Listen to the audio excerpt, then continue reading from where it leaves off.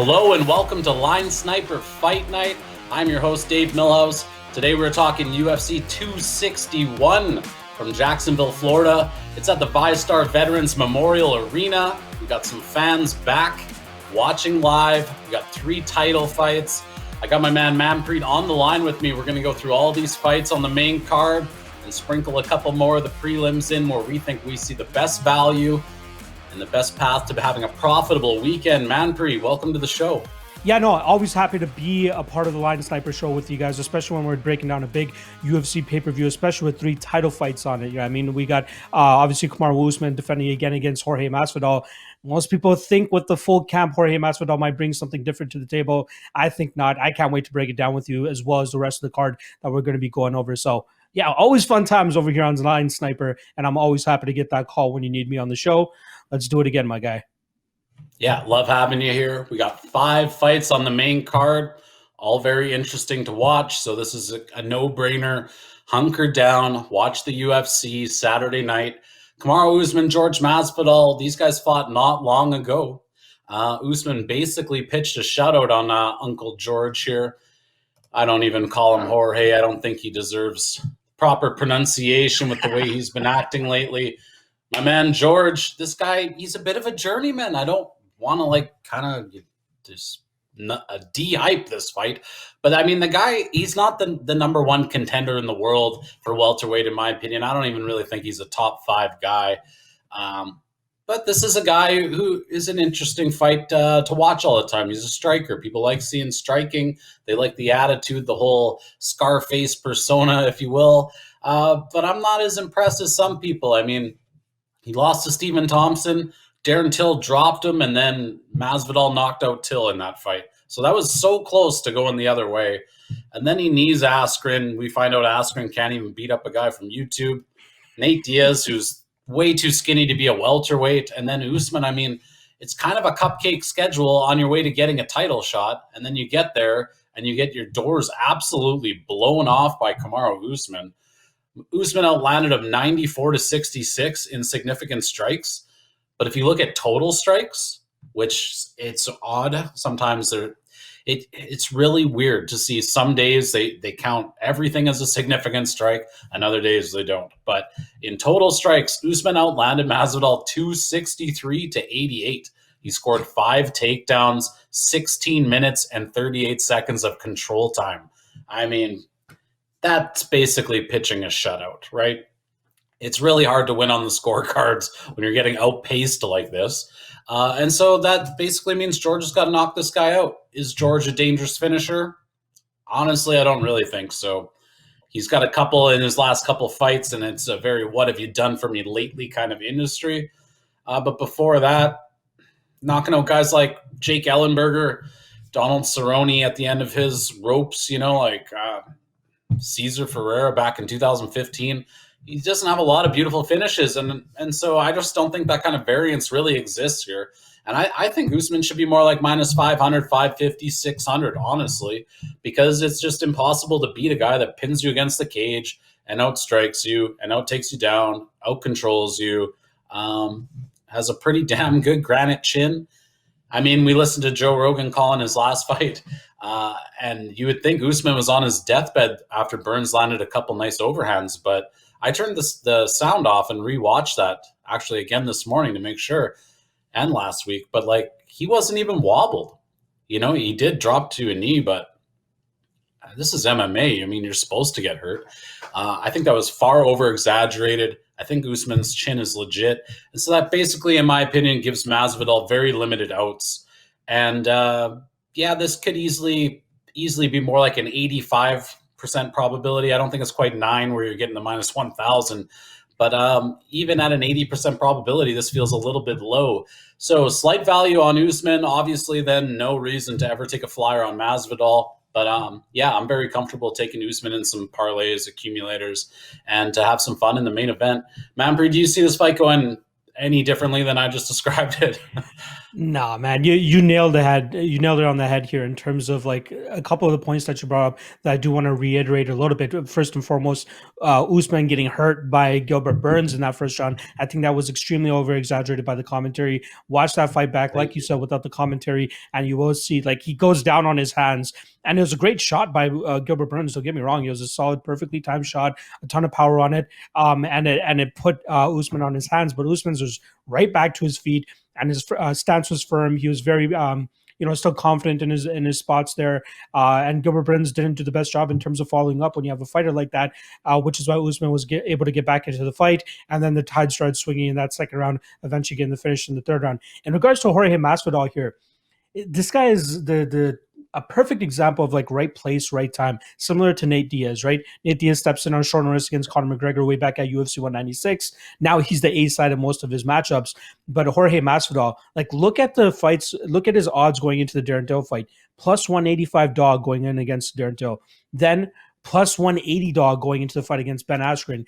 Then he knocks him out in 6 seconds, and now he's like this freaking star that's gonna go out there and dethrone one of the greatest welterweights of all time. Not happening, dog. You can beat Nate Diaz, sure. You can go out there and absolutely technically outstrike him on the feet. That's what he's better than him at. But when you start fighting the upper echelon, like there's a reason why he didn't take the Colby Covington fight, which was as rumored as it was, right? Like there's so many Yeah. instances where people are saying that they would be coaching tough against each other, and the all these rumors of that fight actually taking place, especially with the heat and the beef that they currently have against each other. But Colby is a carbon copy of Kamaru. And there's a reason where Masvidal's like, fuck the Colby fight. I will eventually get the Kamaru fight. And that's luckily for him. He got it the first time, on weird circumstances with Gilbert Burns pulling out with COVID. And then now they're running the rematch back because Kamaru is just so bored with the rest of the division that he's like, let me get another payday, give this guy his 6 to 8 weeks like he said he needs. But I don't think it's going to make much of a difference here. Kamaru is just too good of a fighter. His durability is up to par. His cardio and his wrestling are the two foundations of his game, which I think are just levels above Too pretty much fast. everybody else in the division outside of Colby Covington, who I think is his toughest test. But yeah, Kamaru should roll here, man. He should go out there, look like that minus 600, minus 700 favorite, like you're saying. It's not going to look pretty. It's not going to look as entertaining and fun as the Gilbert Burns or the Colby Covington fights, but I think it's going to be a carbon copy of their first meeting from July of last year. He might have a little bit more resistance in that first round from Jorge, and one judge actually even scored that first round for Jorge. I thought Kamaru did enough to win that round, as two other judges did believe, but I do think that we'll see the most adversity for Kamaru in that first round, and then the tide is slowly going to start to shift. We'll see him be a little bit more successful in the clinch. We'll see him be successful in terms of getting the fight to the ground. He may not be able to hold Jorge down, but he should be able to just control him, right? Like, look at the statistics for that fight. You nailed the strikes, but in terms of control time, you're talking about 16 and a half minutes in a 25-minute fight that he controlled Jorge Masvidal. And that wasn't even off of takedowns, right? That was just clinch control. The guy's so powerful in those instances. So I think it's going to be very hard for Masvidal to deal with something like that. That's notoriously been the approach that a lot of fighters in his past have taken to beat him. They wear on him, and Masvidal just doesn't do much outside of like trying to break away and throw a couple big strikes, and then if it doesn't work out for him, he's fucked. Right? That's exactly what I'm expecting here with the Kamaru Usman fight. So I do like Kamaru here. I think he grinds out a decision. One thing you have to give Masvidal is he is hella durable. The last time he got finished was over 12 years ago, where he got that inverted triangle choke loss to Toby Imada in Bellator. But like, he's been up there with some big hitters. He's been up there with some good grapplers. Damian Maia, who had his back for almost the majority of an entire round and still couldn't submit him. Yeah, I like Usman a lot here. A lot. I like Usman Okay. here, and he's more than willing, and I think he's a very good parlay piece. So I'll go Usman via decision, and probably one of the best spots on the card. Right on. Yeah, I don't care how square it is. I just go through the numbers in the film, and yeah, he seems like he's actually undervalued, which is insane. Yeah. Usually, the favorite on a main event on a pay per view is not undervalued. That's a little secret for all you sports bettors out there, that the books usually aren't giving you a deal on the most popular play on the board. But I think they did here, and I do think this line will keep stretching. We'll see it close over minus 500. Weili Zhang, Rose Namajunas, interesting strawweight championship here. Again, a little bit chalky, and I do lean towards the chalk. I hate to say it. You can make a case for Rose. She's got nice technical boxing. We're back in the bigger cage. She's got more room for her game plan to kind of stick and move, play around on the outside. That's all fine and dandy, but the thing is, Weili Zhang throws more punches. She lands 6.38 per minute, and Rose lands 4.1. So if Rose is going to play those games, I'm not even so sure that Rose will be ahead on the strike count. So it's pretty tough to win when you're basically one-dimensional, focusing on the boxing, and you're not going to land as many shots. I have an issue with that. So on the feet, I have to give the advantage to Zhang. She lands more, and she lands with more power in each shot. She will do more damage with each shot. I like it. I like it a lot. And the thing for Rose is she likes to mix in a little bit of takedowns. She lands almost 2 per 15 minutes. That's pretty good. 53% accuracy on her takedowns. But Zhang, 100% takedown defense, she's never given up one in the UFC. So I don't expect her to give one up here. That makes Rose one-dimensional. Styles make fights. We have the statistical data to back up that Zhang's better on the feet. It maybe not technically better, but the scorecards are going to count the strikes most of the time. I mean, some of these judges should have their licenses taken away. But for the most part, if you're landing more strikes, you're not getting taken down and controlled, you should be ahead for the round. And that's what I see happening here for Zhang. And to be honest, I don't really see anybody competing with her in the strawweight division for quite a while. The only person I think that can challenge Weili is Valentina. We're going to be talking about her next. But yeah, she looks like she's going to be holding this title for quite a while, and I don't think we're going to be getting too many minus 200s on her. I took a little piece of this action. I don't know if it's going to stretch. Rose is kind of a popular fighter, and popular fighters get a little bit of action usually, but I do actually think the line values on Zhang here should be more like minus 250. How do you feel about this fight? Do you see some value on Rose? I will say this. I think out of all the dogs in the championship fights, I think Rose has the most bark here. With that said, though, I think Zhang still wins this fight, right? I think that she's going to be able to land the more impactful shots. The one thing that I love that she does is whenever opponents try to, crash forward and get the combinations off, she stands her ground. She stays in the pocket, and she's usually the one trying to get the last shots off. And her combinations are thrown with absolute heat. Like, just look what she did to Joanna and Jacek's face the last time around they fought. The girl just throws just so much power in her shots. She has a great leg kick as well, which I think will be important for her to establish nice and early here. As Joanna Jędrzejczyk had a lot of success with that in the second fight with Rose, right? She slowed down Rose in the later rounds, which was where she was able to get some of her success going. And I think that if Zhang wants to play the long-term game here, she needs to slow down Rose in that movement. But even with Rose and her movement, I think whenever Rose closes the distance and tries to get her shots off, she's going to be met with a pretty bad combination on the return.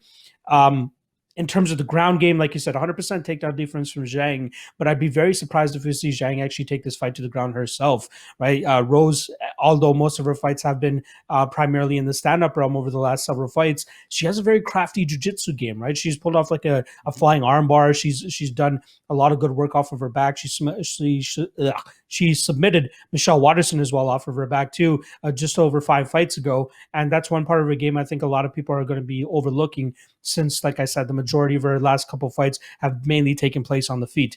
Again, with that said, I think Zhang has the better cardio here. We saw Rose her cardio start to dwindle a little bit with her last win over Jessica Andrade last time, which is why she dropped that third round. She took a ton of damage in that third round. Now just imagine the damage that Zhang is going to be able to implement on her here. I think all 3 title fights do end up going to a decision, but I think the one that has the most likelihood of being a finish is this one. I think it could come from Zhang later in this fight, probably 3rd or 4th round. I'd be surprised if Rose, isn't demoralized come round 3 or round 4. She's just going to be eating way too many strikes. Zhang just moves so well. She pressures very well. She cuts off her opponents rather than just letting them circle around the cage, right? That's another big part of Zhang's game. So, yeah, I think she's deserving of this minus 200. Like he said, she could end up looking like a minus 250, minus 300 by the time the fight is done. So I do like Zhang here. yeah, she's going to reign this division for a while. I would love to see the Joanna Jędrzejczyk rematch once again, as it was a split decision loss, and one judge did see it for Joanna. And again, when you get a fight of the decade contender between those two, why not give Joanna an immediate rematch, right? So we'll see if that's what they look to do if Zhang comes out victorious this weekend. But I gotta take Zhang here. I think there is some value on her, and I might even take a little bit of a sprinkle on those round props. I think they're around like that plus 2,000 range or plus 1,500 range. If you look for round 3, round 4, and round 5, I think that's worth a little bit of a sprinkle. If you guys have been following me for a while, you know I love sprinkling those round 3 and round 4 props, and I feel like this is another solid opportunity where we could take advantage of that, because I just don't see Rose standing up to her power for the majority of 5 rounds. So yeah, I got Zhang here. I'll take her inside the distance, and I think we get another champion that retains this weekend. Very interesting. Yeah, I don't believe Rose can take that kind of damage, but we're gonna find out what she's made of here. And if she can stay durable for 5 rounds, I'm gonna have to make some adjustments on my numbers for Rose, because I am below market on Rose. I had Andrade over her in round the first time they fought. Not too many people probably were on my side there. But yeah, she's got the skills. We got to see her put it together. We got to see her be durable. And speaking of durable, we're going Valentina Shevchenko, Jessica Andrade.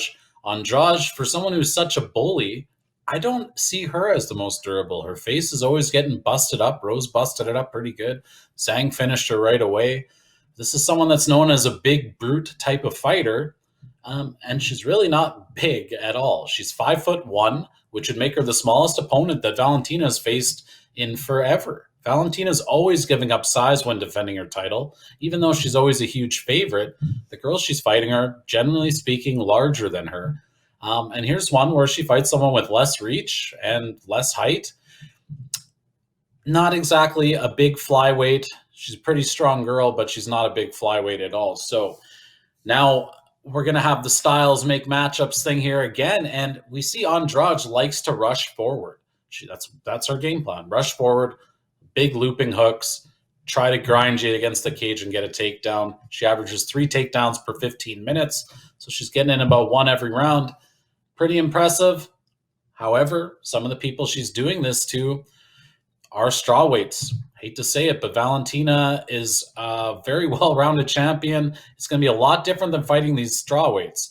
And so I don't think she's going to have the same level of success with her grappling, and I don't think she's going to be able to bully the bullet, because every time that she rushes forward, Valentina is going to look to unload, whereas other girls look to escape.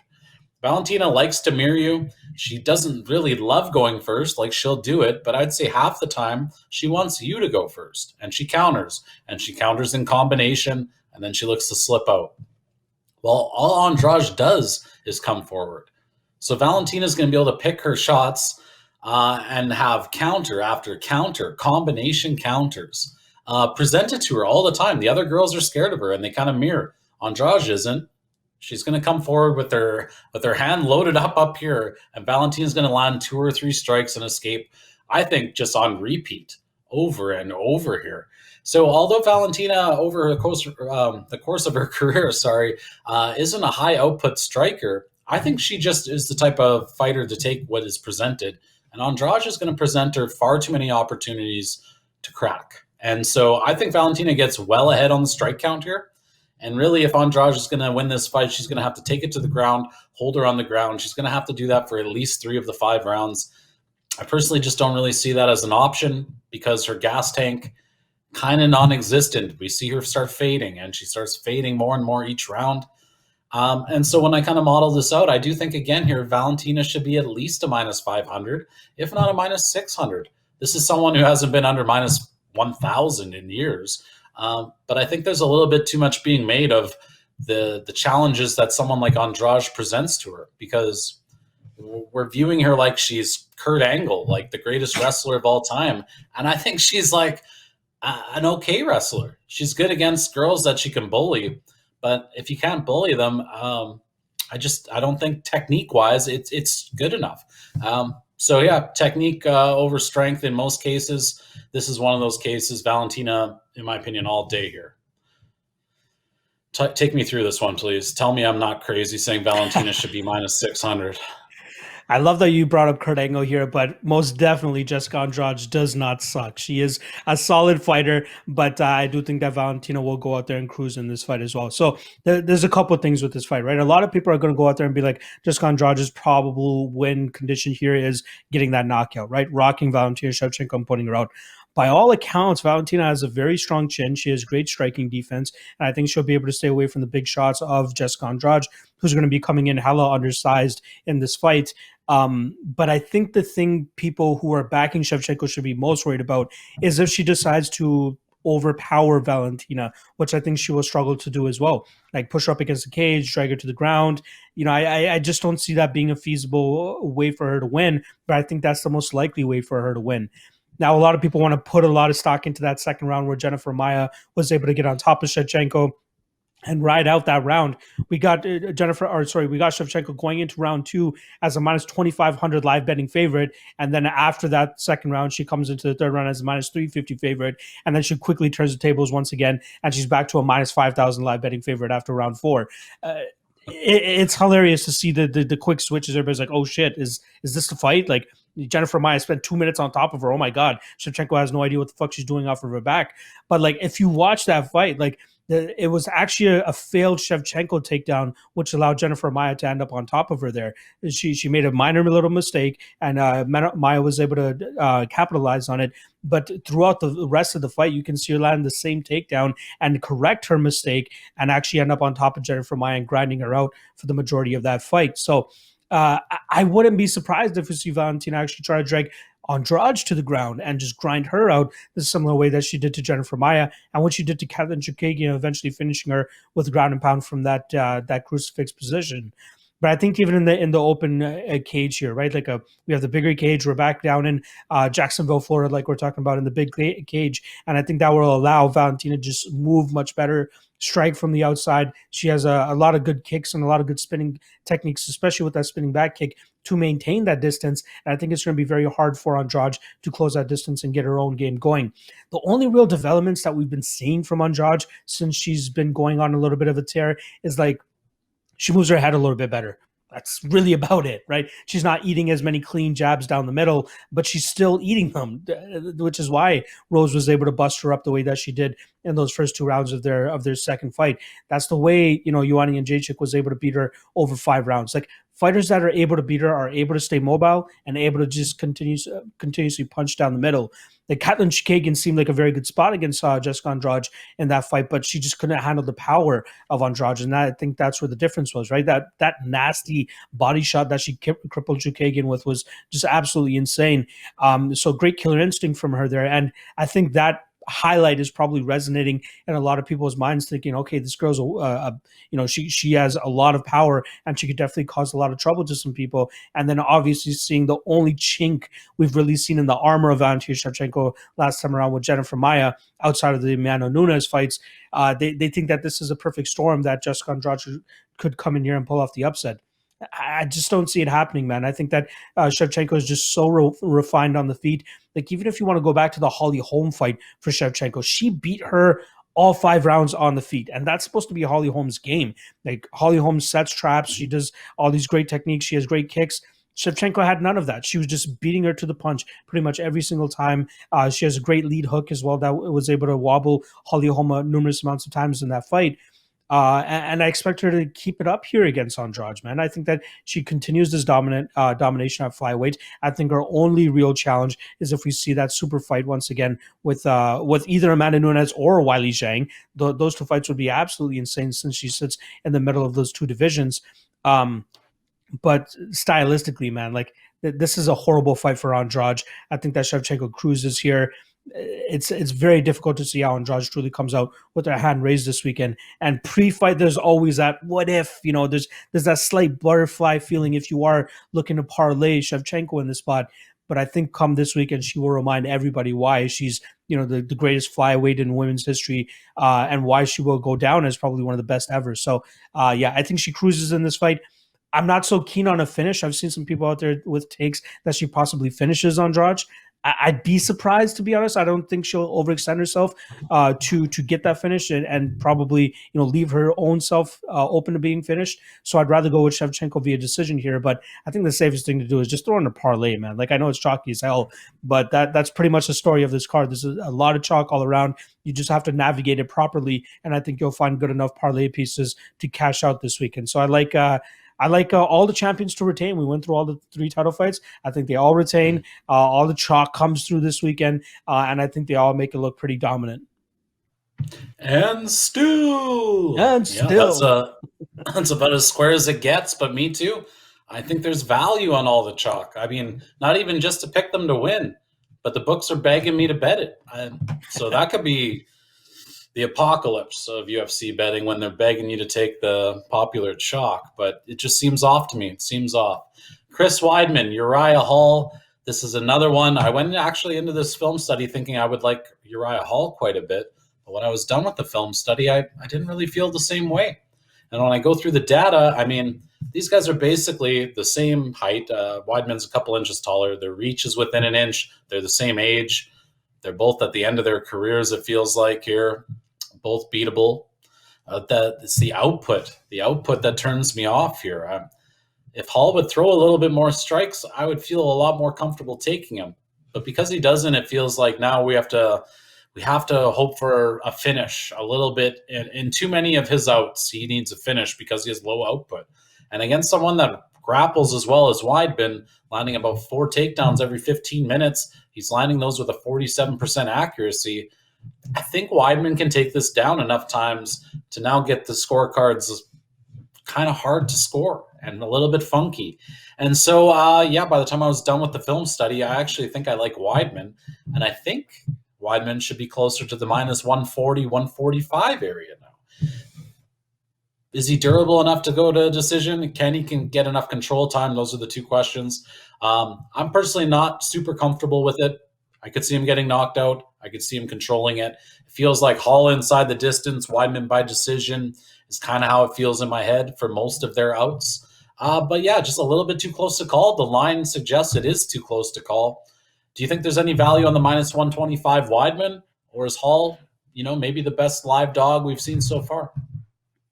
honestly, I'm very surprised at the amount of confidence people actually have in Weidman in this fight. Now, don't get me wrong, he could go out there and win this fight, but like it wasn't that long ago that we called him Chinny Chris because he just can't stand any strikes, right? He didn't really have too much to worry about in the Akhmedov fight, who's more of a grapple-based fighter that likes to go out there and try to grind his opponents out. So yeah, it was a good way for him to get a win and get back onto the winning track with that win over Omari, but like it's not been that long ago since he got knocked the hell out by Dominic Reyes, got knocked out by the fighter before that as well, right? Like it's not too often that we see people forget about guys being that chinny. But it was actually Jacare Souza that he got knocked out before that crazy knockout that he succumbed to there. But Uriah Hall, he always leaves a lot to be desired, right? He doesn't really throw that often, low volume, low output. Usually starts off very slow, but then is able to muster up enough of a combination or a strike to knock out his opponents later in fights, right? Just ask Bevan Lewis, just ask Krzysztof Jotko, just ask Anderson Silva, who he gave up the first 2 rounds to. And luckily for him, it was a 5-round main event, so he was able to get that knockout in that 4th round. This fight in the pit of my stomach gives me that feeling that like Chris Weidman will land takedowns here. Chris Weidman will control him at certain points in this fight. But at one point, he's going to slip up, and Uriah Hall is going to land that perfect punch that puts Chris Weidman on shaky legs, and then eventually puts him out with some strikes. Now, that's not the greatest approach to take when you talk about betting. Like you're talking about a guy who more than often than not, like he needs a 10% chance of winning this fight with just landing that one strike, whereas Weidman's going to be the one that's more optimal to win the minutes and win rounds here, whereas Uriah Hall, like I say, he's going to be backing up. He's going to be waiting for his time to explode, and then when he does, it could probably pay off for you with the knockout here. So the only line that I'd actually be chasing myself is the Uriah Hall knockout line, which is currently at plus 225.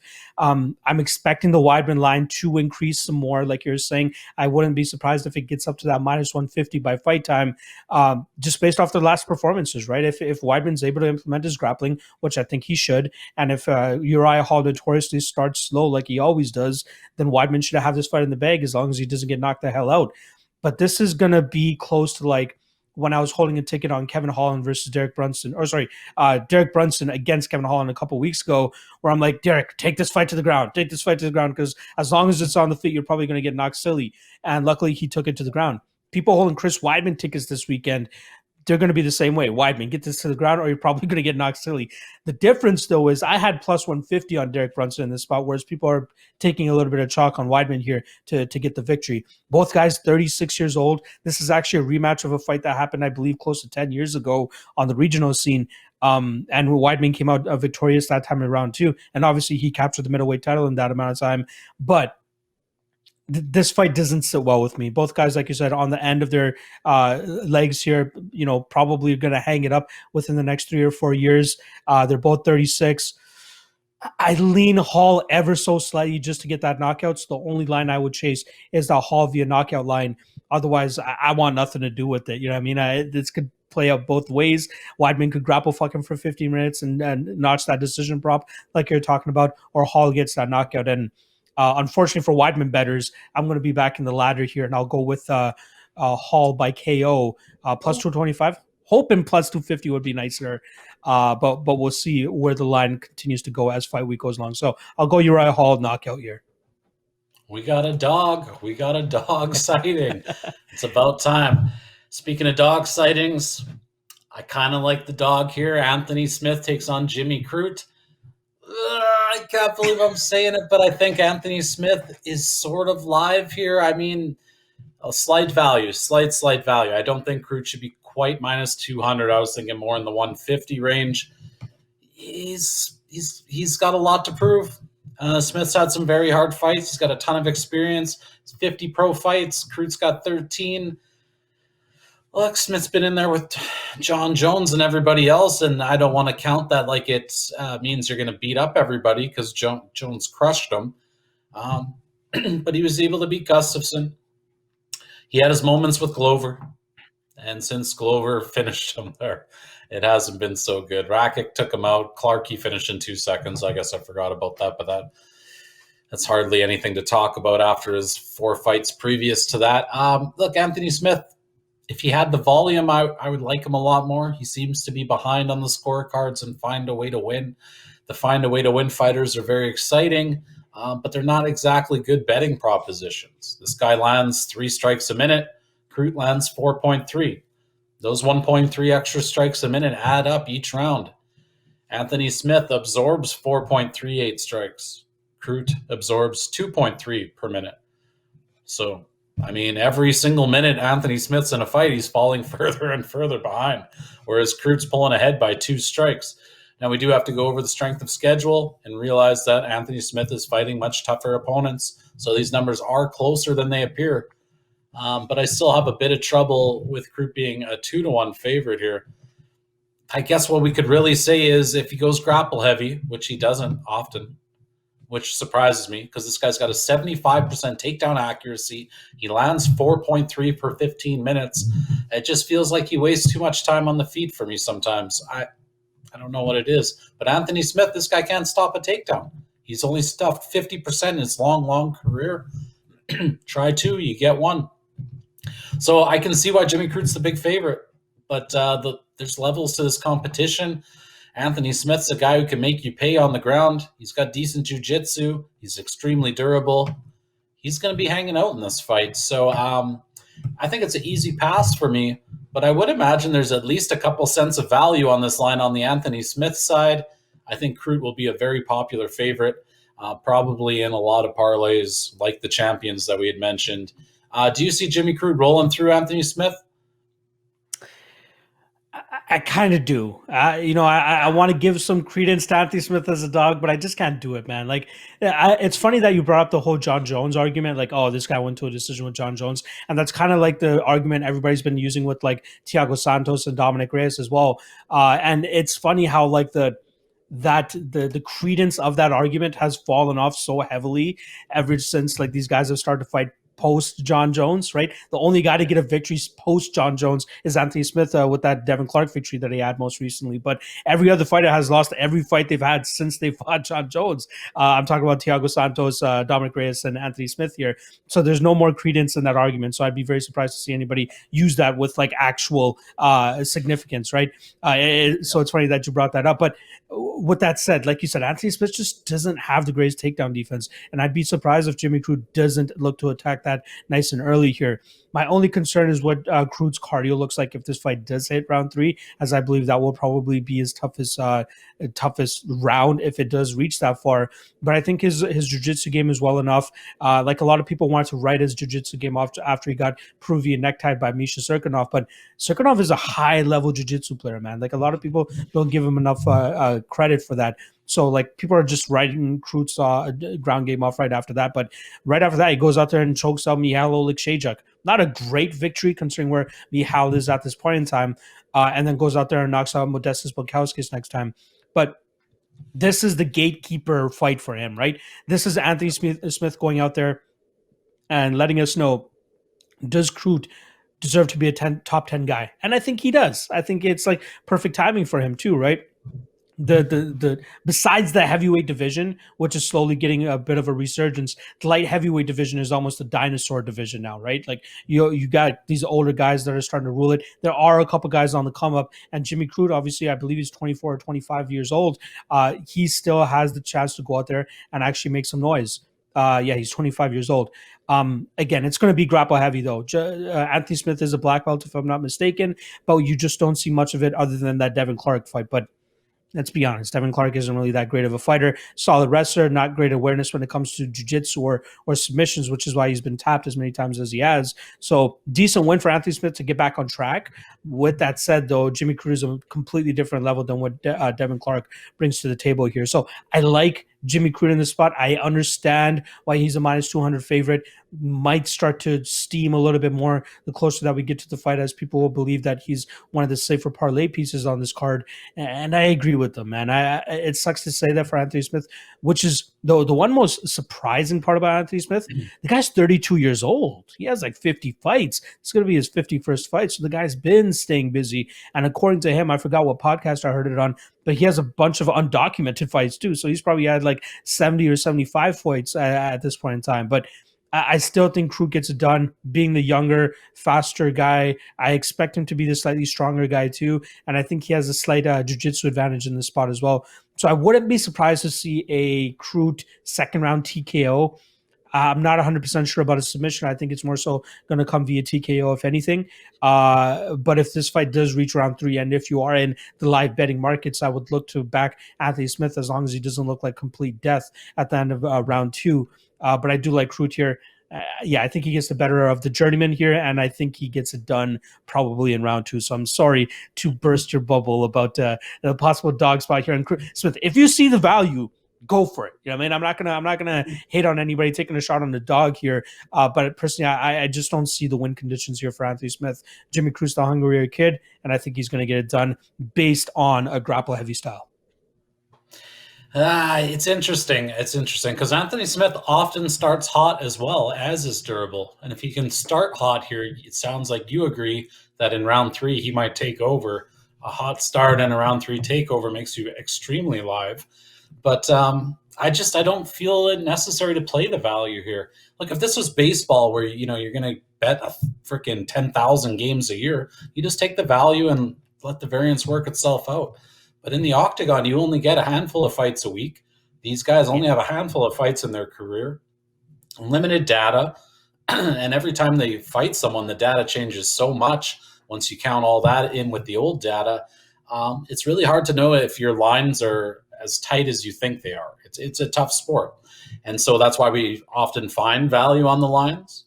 But after some of these fights, we look back and go, that wasn't necessary. And I think Anthony Smith might be one of those, that wasn't necessary. He'll be in it, but it's hard to see him outworking a guy who lands more strikes per minute, absorbs less, and shoots for takedowns, right? I mean, that's the way I like to look at this is if it goes to the scorecards, will you be ahead? If you're a dog and I think you have a legit chance to be ahead on the scorecards, then you're pretty much a no-brainer because you're obviously live to get the finish too. but that's more of a variance kind of thing. But yeah, Anthony Smith, I do think there's a little value, but pretty easy pass at the end of the day. There's better investments for your money, and here potentially is one of them. We have Carl Roberson, Brendan Allen. Look, and I kind of lean towards the dog here. I don't think Brendan Allen's as good as everybody thinks he is. He's been outstruck over his career, which hasn't been too long, but he's got enough UFC fights now against some pretty decent strikers, mind you. Pretty decent strikers. But he's landing 3.5. He's getting hit with 4.5. That doesn't really help. He's landing with a 59% accuracy, which is great.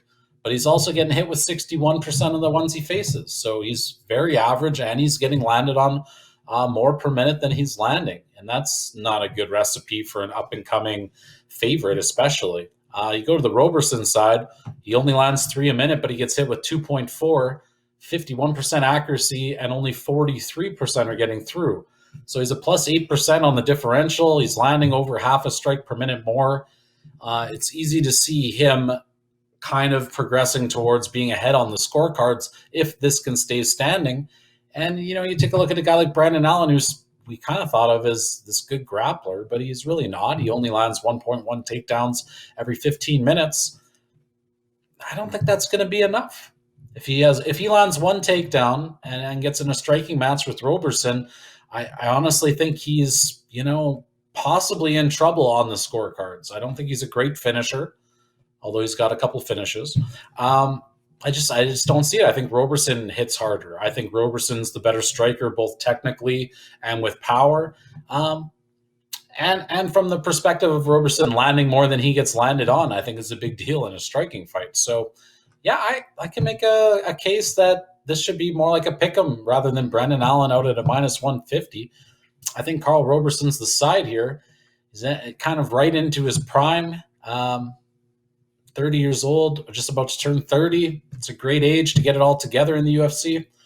Do you like Roberson or do you like Allen here? And who has the value is more important than, I guess, who you like in terms of just picking a winner, because it's easy to take the favor when you're just leaning a winner. But value-wise, do you see what I see with Roberson here? I think winner and value wise is on the Roberson side here. I think the guy is probably one of the better dogs on the card. Brendan Allen, I think, is falling into that Kevin Holland thing, which is like, and I've been banging this drum for a while now, is I think they're overrated. And, Brendan Allen had an illustrious career with LFA, obviously capturing the title over there. But, his UFC career isn't really playing out to the best of its abilities. Like, obviously, his only loss was that fight to Sean Strickland last time around where he got knocked out. But look at his takedown percentages, right? 37% takedown accuracy. The only guy that he got down in the UFC was Kevin Holland, and we know how easy that has been over the last several fights. And I think he's going to need to get this fight to the ground against Roberson to have true success. I think he does have the advantage in the jiu-jitsu game, but how effective is that jiu-jitsu game if you're not able to get it to that point? Now, Carl Roberson only has a 50% takedown defense rate, but with that said, I think he has good enough takedown defense to keep this fight vertical. And as long as it is on the feet, I think we'll see him pretty much batter up Brendan Allen here. He has great leg kicks, which I think is going to be very important for him to establish. And then after that, he can let his hands go. And then I think he has a high probability of knocking out Brendan Allen in this spot. I actually did not take a look at what the knockout prop is, so I'll do that right now. We got Carl Roberson by knockout plus 335. I think that's a very solid spot. I think he can go out there and knock out a guy who just got knocked out, a couple months ago by Sean Strickland. And it didn't seem like it was the biggest shots that knocked him out either, right? Like, even the commentary was talking about how Sean Strickland was just going through the motions with his strikes, not really putting the most sauce on them, but more so just putting them out there, getting the volume out there. And then one of the, half-assed strikes that he was throwing out there and combinations were the ones that actually hurt and wobbled Allen, and then he followed up with a bunch of strikes to finish him off. I think Roberson hits harder than Sean Strickland. I think he might be the slightly better technical striker than Sean Strickland too. And all of that is a recipe for disaster for Brendan Allen here. The last thing I'll say about this fight is I think there's just a we're at a buy low market right now for Carl Roberson, who has this very bad perception in the media considering all that shit that happened with the Marvin Vettori fight, right? Remember, they were scheduled a couple times to fight, and then Roberson had to pull out. There's COVID, there's weight cut issues, all that type of shit. And then he goes into the cage with Marvin Vettori and then gets battered in one round. But like, we know Vettori is the real deal in the round now, right? Like, he's on the cusp of a title shot. So that loss doesn't look as bad in hindsight anymore. But Roberson is still a killer, man. He can go out there and put together a really solid game plan. We're talking about a guy that was only a minus 115 against Glover Teixeira at 205. Like, there is some credence to the fact that he was a skilled fighter, that he is still a skilled fighter, and I think he should be closer to a pick'em, if not a very slight favorite here against Brendan Allen. So I really do like Carl Roberson here. I think the public is just undervaluing him just due to that whole Marvin Vettori debacle, and I think it's on us to truly take advantage of it here. Now the line is starting to rise, right? You're seeing plus 140 at a couple of spots. It was around plus 120 earlier in the week. But the one thing that I feel people need to keep their eye on before we truly put serious money on Roberson here is that weigh-in. Let's wait till Friday morning, 9 a.m. Eastern. Let's see him get on the scale. Let's see how he looks on the scales.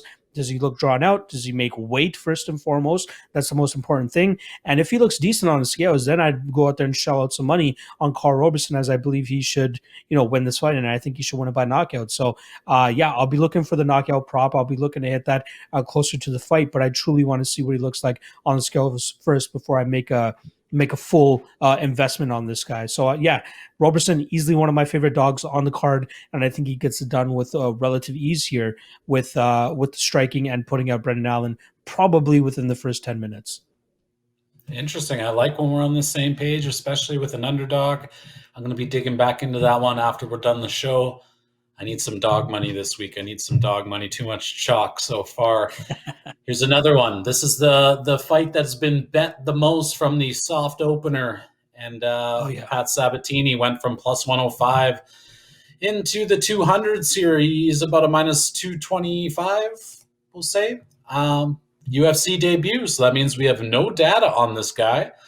But this is another guy who's 30 years old, right in the prime of his career. Pretty grapple heavy in the film, looks pretty good. Good grappling chops. Striking looks okay. I like his movement. But, until it's tested against UFC metal, we don't really know exactly what he's made out of. So this is an interesting one here because we have a guy in Tristan Connolly, the veteran fighter from Canada with one UFC fight, but this guy is a veteran. He's 36 years old, 35 years old. He's been on the Canadian scene forever. He's done it all and seen everything. And he's a full-time gym rat. So it's an interesting spot here. It's like they took Connolly. They had to give Connolly something after he beats Michel Pereira, who is like a 200-pound mammoth, breakdancing, backflipping circus of a fighter. Connolly takes that fight on short notice, saves the day, goes up to 170 and fights this gorilla that cuts like 40 pounds to make 170. And if I do remember correctly, Pereira comes in overweight too. I can't remember if it was that far of the fight after he did, but regardless. So he's basically a sacrificial lamb in his UFC debut, and he weathers the storm. Pereira gasses. Connolly goes on to outland him the next 2 rounds and win the 29-28 decision. I remember that fight like it was yesterday, but it doesn't really tell us a whole lot about what we're going to see from Connolly at featherweight. This is over a year later. He's been in a bad car accident since then. Is this guy healthy? Is he just taking this fight because it's another offer from the UFC? Maybe. But I don't think he's about to start a career, winning this one and just keep fighting, keep climbing the ladder. So again, I think he's here just to be a little bit of a gatekeeper. He likes to pressure forward. Gotta like that. Gotta like his determination, his toughness. But I lean skill-wise to Sabatini here. So I might be looking for a little bit of Sabatini by decision. Haven't decided yet. But this is a very tough one to handicap. The Sharps obviously love Mr. Sabatini here in his UFC debut, betting him right out from just, a plus 105 all the way to over a 2-1 favorite. And a lot of people get caught chasing the steam. You don't want to be one of those guys in the UFC. They've already bet, like a over 10%, 15% of the edge gone dry here. So I do think some money will come in on Connolly now that it's stretched all the way to where it is. But yeah, very tough to handicap. I can't really see value here. I think the line's probably getting close to right, or right between, the minus 220 and the plus 190 ish comeback is probably the correct line. So I do think books have done a good job here based on what I can see. But now the question is, what do you see? We have different vantage points. Do you see any value on Sabatini, or do you see it on Connolly? First and foremost, shout out to all the people that took advantage of those low limit openers. Plus 105 on Pat Sabatini is an absolute steal of a line, in my opinion. And I think you're on the head here in terms of the line being more accurate now, or at least getting closer to accurate. And it's totally true, man. Pat Sabatini is a solid fighter, obviously making his UFC debut here, coming over from CFFC as the featherweight champion. Now, if you look to Tristan Connolly's record in terms of what weight classes he's fought at, it's all the way from like 185 down to 145. The guy just cannot seem to choose where he wants to fight. More often than not, his fights are at 155. But at 145, if Topology is correct here, he's only had 2 fights at 145, and both of those fights he's lost. Now, I'd say they're lesser competition, though. His last loss at 145 was against this guy named Mario Pereira, who, when I was, very much close with the regional scene here up in Canada, that guy was seen as a guy that was a very high level prospect, but it seems he's never fought since he fought Tristan Connolly back in 2017. So I'm not sure why he decided to extinguish his MMA career. But here against Sabatini, you're getting a wrestle heavy fighter, a grapple heavy fighter, like you're saying, very solid jiu-jitsu, and I think he's a much better grappler here. And that's usually what Tristan Connolly's game plan is, right? Get that grappling going, get that jiu-jitsu going. I weirdly call Tristan Connolly like the Canadian Nick Lentz or the Canadian Darren Elkins, where he's not physically gifted like the rest of the UFC fighters, but he has the tools and the skills to go out there and get the job done if he needs to, like he showed in that fight against Michel Pereira. Unfortunately for him, he's going up against a kid that's 5 years younger than him a year, who has a wealth of experience in the grappling and wrestling world, and I think that's going to be a little bit too much for him to handle here. Now, I know you like Sabatini by decision, but the one prop that's kind of tickling my fancy is the under 2.5 at plus 175. Both guys are offensive minded. They're not laying prayers. They like to go out there and they try to get the finish. Sabatini, 16 out of his 16 fights, I believe only 4 of them have gone to a decision. Out of the 20 fights in Connolly's career, only 5 of them have gone to a decision. And I'm expecting this to be a high action fight, high paced fight, mostly in the grappling and jiu-jitsu realm. And I think ultimately we'll see Pat Sabatini lock up a submission of some sort here. Like I said, my favorite underdog spot is Carl Roberson on the card. But if he doesn't look the greatest on the scales, I'd look to possibly pursue the under 2.5 in this fight, as I believe both guys will be looking to get after it. And again, I think that Sabatini will be a step or two ahead of him. Like you mentioned, the car crash that Tristan Connolly's coming off of, not to mention going down to 145 pounds. Who knows what his cardio is going to look like? Sabatini looks like he can go a solid 15 if he needs to, but more often than not, the guy is seeking the finish, and more often than not, he gets the finish. So I like Sabatini here. I think he's a great prospect coming into the UFC. Again, he's 30 years old, so he's really going to have to get it rolling right now. And getting a dominant finish over Tristan Connolly will help him kind of elevate to start fighting the guys in the top 20 to top 25. And I'm thinking that he wants to go out there and put on a solid performance here against Connolly to start getting recognized by the masses. So I love Sabatini. I love his approach. I'm always going to back the grappler here, especially if he's a better grappler credentially and what we've seen on tape. And that's exactly what we're getting here with Sabatini. That opener is an absolute joke. Whoever dropped that as the opening line needs to get fired. I could do a better job as an odds maker, and I'm not that great at predicting line movement or anything like that, but that was the horrible opener for a line. But I do think Sabatini cruises here. And I think he gets the finish. I'll call a second round submission for Sabatini. And I think that there's a solid amount of value on the under 2.5, as I believe both guys are likely for a finish here. But I'll ultimately go with the younger guy and the guy who's probably going to have the better wrestling game, and that's going to be Sabatini. He'll be the one on top. He'll be the one raining down damage, or at least finding that choke. And worst case scenario, if Connolly pulls off a submission off his back, you're still covered with that under 2.5 rather than paying the juice on Sabatini here. And last thing I'll say, Sabatini is I'd say he's a little bit worth the juice in terms of being a parlayable spot. Like outside of the champions, I think a parlay with him and Cruz is not too bad of an idea. But yeah, I do love Sabatini in the spot. I think he gets it done, and I would say second round submission. Well, then I got some questions for you because I thought Connolly would be a tough test to be able to finish. He's a very durable guy. He's never going to quit. He's very well rounded. I'm sure he's seen some submission attempts before and knows how to defend himself. But if you think Sabatini is actually live to finish him too, then I just have to ask, do you think that on the feet, in a striking battle between these two, do you think Sabatini is going to land more strikes? Uh, That's a tough one. I think Tristan So might get tough. the better of him on the feet, but not by a wide margin. I think like I'd be surprised if you don't see Sabatini shooting for takedowns within the first minute of this fight. Like if he wants to play this out on the feet, I think that would be a little bit of a mistake for him. Plus 350 for Sabatini by submission is a great line. Him inside the distance is a solid line too at plus 255. But in terms of talking about the striking realm here, like Connolly is a vet, man. Like, even though this is only his second fight in the UFC, the guy's seen all different styles. He fought up and comers. He's fought guys that are over the hill. He's fought guys that are in their peak. But I find it hard to believe that Sabatini will approach this fight strictly from a stand-up realm. Like, Sabatini does have some knockouts on his record, so he has some power in his hands. I've definitely seen him cold clock some dudes in the past, but I don't think that's going to be the approach that he takes here. But either way, I think the under 2.5 covers pretty much the most of the probable outcomes in this fight. And in terms of durability for Connolly, he's been finished twice, right? One knockout loss and one submission loss, and 4 decision losses. But Sabatini is an absolute killer that looks for the finish pretty much at all times. So yeah, I like the younger kid here. It should be a great fight, though. I think dark horse for fight of the night. I know we got a lot of other great fights on the card, but I think this could be dark horse as both guys are offensive minded and usually seeking the finish. Yeah, I'm really looking forward to this one. Both guys walk forward at all times, from what I've seen in the film, and that makes for the best action-packed fights. But with no data at all on Sabatini, I'm having a lot of trouble deciding if he's going to have any edge on the feet or if he's going to fall behind.